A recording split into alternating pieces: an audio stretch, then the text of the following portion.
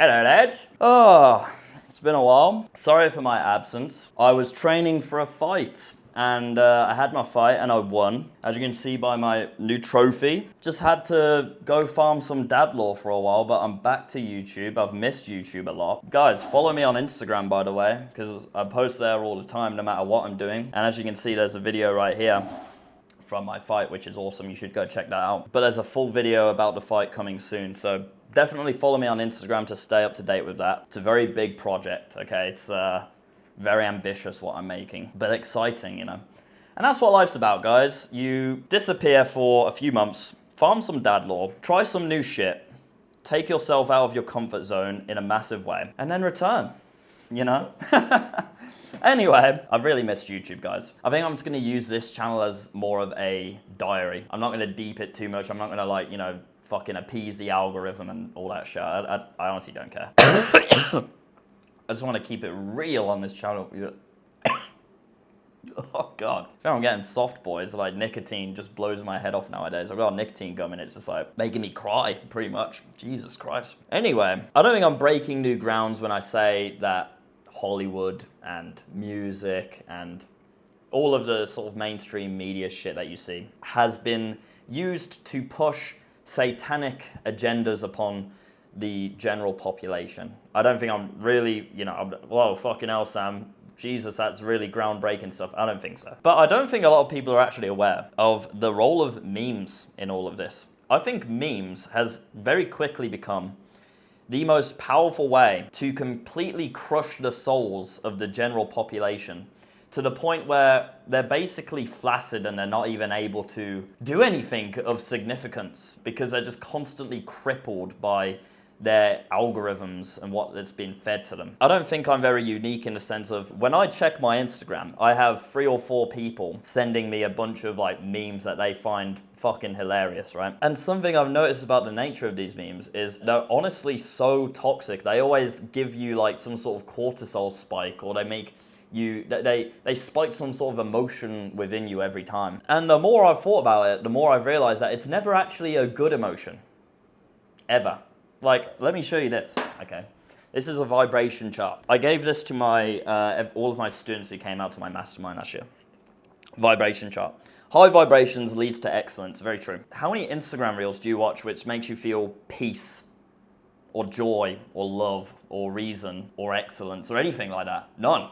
Right? It's always these Instagram reels where it's like, I don't know, a bunch of black people jumping a white person in the street, which is like fear and wrath, right? Or about cheating on your girlfriend and getting away with it, guilt, shame. Or it's about doing a bunch of hard drugs because that's really funny and epic and loose. What would that be? I guess desire. I mean, to be honest, if you're doing drugs, then it just encompasses all of this shit because there's probably something you're running away from. It's never a good thing, is it? It's never a good thing. And because of the nature of the material, this is why it's so important for me to point this out, because you could just look at it and be like, oh, well, Sam, it's just a fucking meme.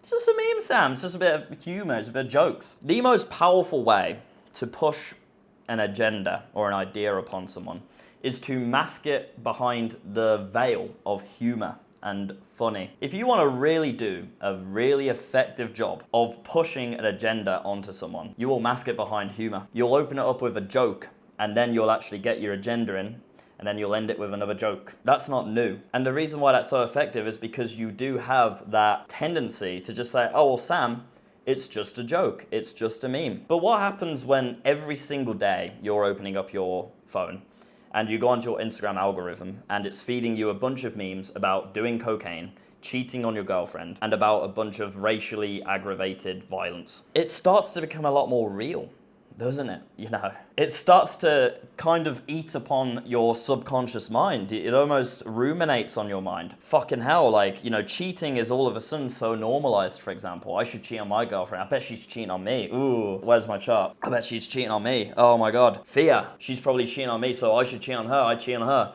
Guilt, shame. It's just like this never-ending fucking cycle. And then, oh fuck, I feel terrible about myself. I'm gonna do a bunch of drugs. Fucking awful stuff. And once again, the reason it's so scary is because it's masked under this veil of humor. Oh, it's funny, you know, haha, ironic. It's not serious, guys. It's not serious. It's not serious, guys. But it actually is really fucking serious. Let me give you a very recent example. Charlie Kirk. Charlie Kirk got fucking shot in the neck at his own rally on live TV for speaking his truth, okay? Whether you agree with Charlie Kirk or not, I don't give a fuck, okay? You don't shoot someone in the fucking neck for speaking their truth. And it was fucking horrible, by the way. Horrible. And rightly so, when that happened, there was a lot of civil unrest. There was genuine civil unrest in the US for about a week. Then all of a sudden, on the Instagram algorithm, we are Charlie Kirk! An AI song comes out. AI song, super ironic, super funny, guys. Guys, super funny. Funniest shit ever. The boomers are gonna love this one. And just like that, all of that civil unrest, gone. Because now, whenever you talk about Charlie Kirk, it's not about how he got shot in the neck. When you bring up Charlie Kirk now at a cigar lounge or a table that you're at, some dickhead goes, "We are Charlie Kirk," and then the group laughs, and then they move on to the next shiny object bullshit topic of discussion. Absolute slop. That's pretty fucked up, isn't it? But do you think that's an accident? Because I really don't. I don't think that's an accident at all. I don't think that was coming up on every single person's algorithm for literally 2 fucking weeks, making a mockery out of the man's death. That wasn't an accident.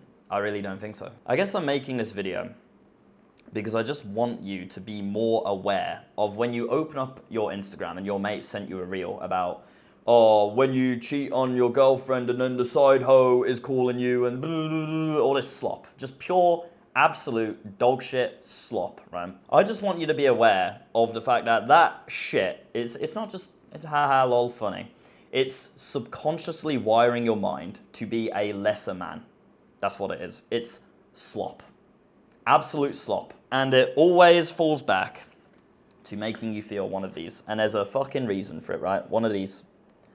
Because when you are down here on your vibrational frequency, you are not able to make any sort of positive impact on the world around you, your community, your people, on your own life. Because you're too low. You're too fucking low. And every time you open up your Instagram and see, oh, cheating, shame, guilt, fear, black on white violence, fucking wrath, fear, grief, all of this shit. When you're on a night out and your boy polishes off the bag, haha, it's all slop. It's designed to ruin your life. It's designed to keep you a slave, you understand? And it's that veil of ironic humor which makes it so effective. So I feel like it's my part to point out to you to be a lot more conscious and aware when you're consuming shit like this, because it does have an effect on you. And you should go on a diet of some sorts. Don't encourage your friends to send you dog shit memes, because you're positively reinforcing each other's downfall. What sort of fucking friend are you? Sending reels to your boy about doing drugs or cheating on their girlfriend and all this garbage. You are literally fueling their downfall. That's not you being a good friend. Even if you do share a little fucking 0.5 second giggle amongst each other and then forget about it. Tell me the last meme you watched. What was the last meme you watched? You can't even fucking name that. It's so vapid. But this shit you're consuming, even though it's so vapid, it slowly, subconsciously rewires your mind to be worse. You are just worse, bro, okay? It's very rare where you see a reel which is actually, like, inspiring, you know? When you see reels which give you peace, joy, love, reason, acceptance, never. Sometimes you might get, like, a UFC edit, which is awesome, about someone's come up nice, you know? That's awesome. I love shit like that. Send me shit like that. But most of the time, it's just slop. And unless you're aware of how that's affecting you, you're susceptible to that trap, okay? Which is why I'm making this video, okay?